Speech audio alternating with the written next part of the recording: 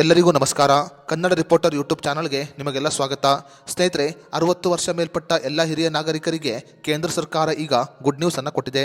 60 ವರ್ಷ ಮೇಲ್ಪಟ್ಟ ಎಲ್ಲ ಹಿರಿಯ ನಾಗರಿಕರು ಇನ್ನು ಮುಂದೆ ಪೋಸ್ಟ್ ಆಫೀಸ್ನ ಈ ಯೋಜನೆ ಅಡಿಯಲ್ಲಿ ಪ್ರತಿ ತಿಂಗಳು 5,000 ರೂಪಾಯಿವರೆಗೆ ಪಿಂಚಣಿಯನ್ನು ಪಡೆದುಕೊಳ್ಳಬಹುದು.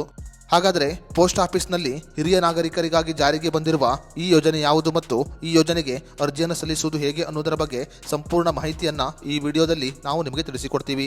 ಅದಕ್ಕೂ ಮುನ್ನ ನೀವು ನಮ್ಮ ಚಾನಲನ್ನು ಸಬ್ಸ್ಕ್ರೈಬ್ ಮಾಡಿಕೊಂಡಿಲ್ಲ ಅಂದರೆ ಈಗಲೇ ಸಬ್ಸ್ಕ್ರೈಬ್ ಮಾಡಿಕೊಳ್ಳಿ ಹಾಗೂ ಈ ಮಾಹಿತಿಯನ್ನು ಪ್ರತಿಯೊಬ್ಬ ಹಿರಿಯ ನಾಗರಿಕರಿಗೆ ಶೇರ್ ಮಾಡಿ. ಸ್ನೇಹಿತರೆ, ಪೋಸ್ಟ್ ಆಫೀಸ್ನ ಅಟಲ್ ಪೆನ್ಷನ್ ಯೋಜನೆ ಅಡಿಯಲ್ಲಿ 60 ವರ್ಷ ಮೇಲ್ಪಟ್ಟ ಎಲ್ಲ ಹಿರಿಯ ನಾಗರಿಕರು 5,000 ರೂಪಾಯಿವರೆಗೆ ಪಿಂಚಣಿಯನ್ನು ಪಡೆದುಕೊಳ್ಳಬಹುದು. ಪೋಸ್ಟ್ ಆಫೀಸ್ನ ಅಟಲ್ ಪಿಂಚಣಿ ಯೋಜನೆ ಅಡಿಯಲ್ಲಿ 18 ವರ್ಷದಿಂದ 40 ವರ್ಷದ ಒಳಗಿನ ಎಲ್ಲ ಪುರುಷ ಮಹಿಳೆಯರು ಹೂಡಿಕೆಯನ್ನು ಮಾಡಬಹುದು. 40 ವರ್ಷದವರೆಗೆ ಹೂಡಿಕೆ ಮಾಡಿದ ನಂತರ 20 ವರ್ಷ ಕಾಯಬೇಕು. ಅಂದರೆ 60 ವರ್ಷ ದಾಟಿದ ನಂತರ ನೀವು ಪ್ರತಿ ತಿಂಗಳು 5,000 ರೂಪಾಯಿವರೆಗೆ ಪಿಂಚಣಿಯನ್ನು ಪಡೆದುಕೊಳ್ಳಬಹುದು. ಉದಾಹರಣೆಗೆ 30 ವರ್ಷ ವಯಸ್ಸಿನಲ್ಲಿ ನೀವು ಅಟಲ್ ಪಿಂಚಣಿ ಯೋಜನೆಯಲ್ಲಿ ಹೂಡಿಕೆಯನ್ನು ಮಾಡಿದರೆ ಪ್ರತಿ ತಿಂಗಳು 577 ರೂಪಾಯಿ ಹೂಡಿಕೆಯನ್ನು ಮಾಡಬೇಕು. ಹೀಗೆ 10 ವರ್ಷಗಳ ಕಾಲ ನೀವು 577 ರೂಪಾಯಿ ಹೂಡಿಕೆಯನ್ನು ಮಾಡಬೇಕಾಗುತ್ತೆ.